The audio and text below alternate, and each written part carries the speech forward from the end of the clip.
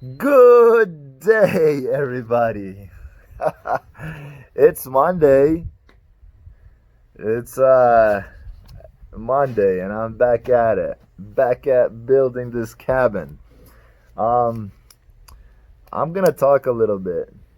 I was kind of sitting down this morning, and I was planning and kind of looking through things that I needed to get done this week, and in general, just to get this thing really rolling and moving in the right direction. And um, I got an idea.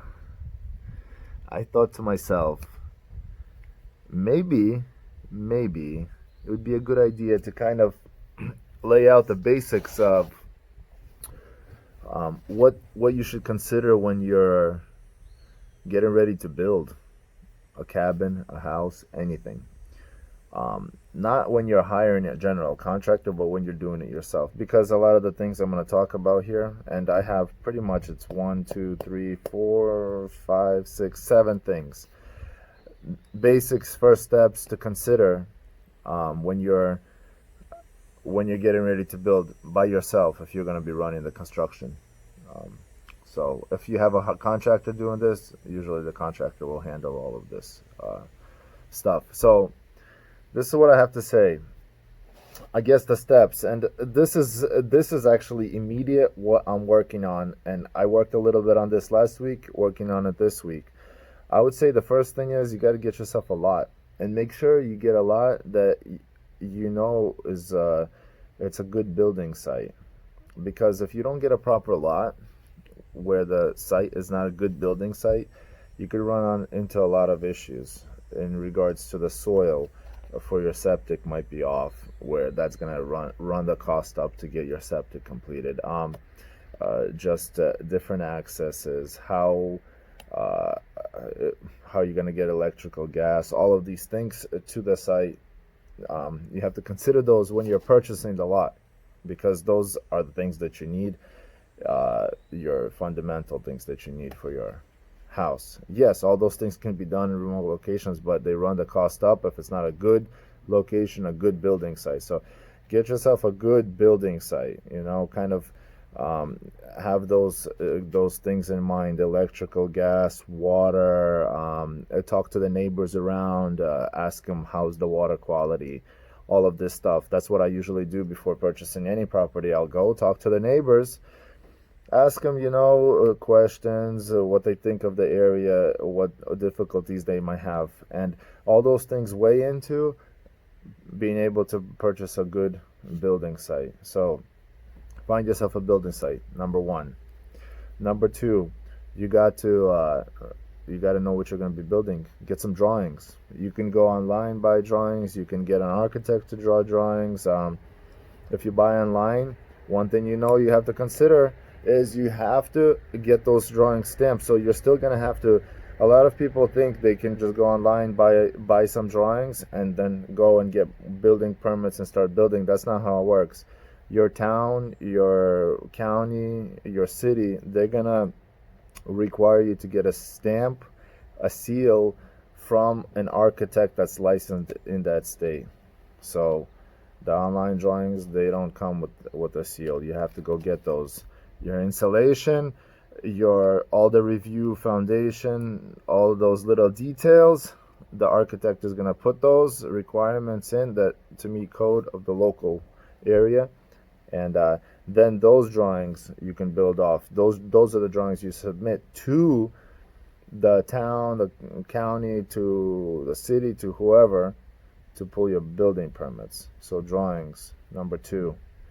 Get your drawings right. Figure out what you're going to be able to build. And that's another thing to consider. I know there's a lot of things to consider, but at this video is things to consider. So make notes. Some places, they have restrictions on square footage. You can't build less than 1,200 or less than 2,000. You have restrictions. So if you're looking to build tiny like me, this place does not have restrictions of I'm building 681 square feet, a cabin. But some places, they won't let you do that. They won't let you build anything smaller. You have to build a certain amount of square footage. So when you're buying plans, know what those restrictions are by plans. So you can, after you do get all the architect work and everything done, you're able to go to the town and you're able to pull your permits. Building permits, that's the permit. So once you have your building permit, you can start kind of planning the other steps that are involved, other things that you're going to need. Key thing, big things, I would say: electrical, gas, septic, water. So you have your lot, you have your drawings, you have your building permit, and you can talk to electrical, you can talk to gas, you can talk to your septic people prior to getting your building permits, just to get an idea of what to expect or how things can come together. But what I do, or what I'm doing here, I called the septic guy out. I consulted with him, lay out where it can go. Usually the person you're going to be hiring to do your septic, they can draw your septic map. They'll pull your health department permit, so that and the health department will come out first. Before they give you the permit, they will come out, they'll do a soil test, then they'll give you the permit, and you'll have to build it according to the diagram and the layout of the septic system. So if you're not able to do that yourself, do like what I did. I actually reached out to the local guy who does septics here, and I'm paying him a consulting fee to help me pull the permit, to help me draw out the septic layout, and I'm going to be doing the work myself, and he's going to be coming and just check and make sure I did everything right. Saves you some money. That's if you're able to do it yourself, if you have equipment to dig and whatnot. If not, then hire a septic person. They'll take care of all of those things for you. But soil is a big thing when if you're not hooking up to the city sewer. Septic, the soil is a major thing. You're going to have to get that soil test. So before you buy your lot, that's one of the things to consider. Do a soil test to make sure it can perk for a septic, because you can buy a lot, and if you can't perk or do a septic system there, you can get in trouble. You can have all this stuff, you've invested all this money, and you're not even able to have build anything because you can't put a septic system. And they do have alternate systems, but again, price goes up on all of those things. Electrical, I did this morning. Called the electrical company, figure out what kind of power you want to run, how you want to run it, underground, overhead, how far it's going to come. All of those things are things to consider. It's a very simple app they have you fill out. You can do most of the work yourself, and then you could also request they send a planner out. And this is what I did here at the barn location. I had a planner come out, and I just consulted. It's free service that the electrical companies provide. I had a planner come out. We planned how we wanted the electrical, what I was going to do. He told me their guidelines, what they need done from my end, and we planned it out. So right now, same thing. I just requested the form. I'm going to fill it out. The planner is going to come out. I'm going to figure out how to get electrical to the cabin, because it's a little unique situation. They just moved telephone poles around in that location. So it's going to have to be overhead electrical coming in, and I'm going to request that I can use one of their old poles to run the electrical to me. So we'll see if they give me permission to do that. If not, they might need to put a new pole, new everything there. But electrical, so you can request a planner. Same thing for gas. You can request a planner to come out and figure out how you're going to run gas. These are all free services you can take advantage of. And usually within 100 feet of your property, if you have a gas line, free hookup. Same thing with electrical. The electrical company, within 100 feet, they'll come and they'll just do it for you, no cost whatsoever. Water. If you have city hookup, you pay your permits, they come, dig, hook up. If you have to do a well, that's another thing to consider when purchasing the lot in advance. Figure out where the water is in placement of your house. You do not want to drill a well below your house or where the septic system. You want those two things, water well and the septic, on the other side of your house. So those are things to consider when purchasing the lot. Is this lot gonna perk for a well? You can get a company out there to come do a test and tell you, okay, there's going to be water roughly right here. They don't know how, it's hard for them to gauge how deep, but they can, for instance, they can probably gauge by the neighboring properties how deep the well is going to be. So luckily for me, I have a well there. So what I had to do with my well, I called the company. They came out, they tested the depth this last weekend. It turns out my well is 65 feet deep, and the water starts at 40. So I have a good 20 feet, 40, 50, 60, 20 feet of water, like depth. Great well. So they said I don't even need to clean it, throw a pump in there, and I'm ready to go. But if you don't have the luxury like I have had, you can get the well guys out there. They'll tell you this is where it's going to perk, this is where you can drill your well.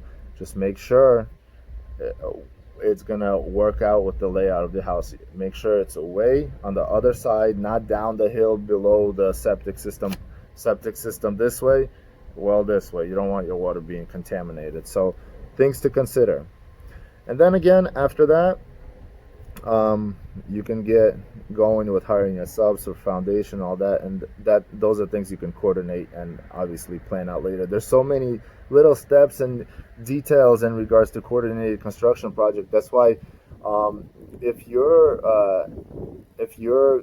getting ready to build a house by yourself without getting a contractor involved, and you plan on hiring the subs and all of these things, planning. You always have to just think 2-3 steps ahead. So that's the key. Just sit down and think, not what I need right now. Think, what am I going to need in a week or two? Always be ahead. So that would be my advice to anybody getting ready to build a place by themselves without getting a contractor involved. So, quick recap. A lot. Consider water, septic, electrical, gas. Can you get those things to the lot? Make sure it's a good soil on the lot. Make sure it's a good building lot.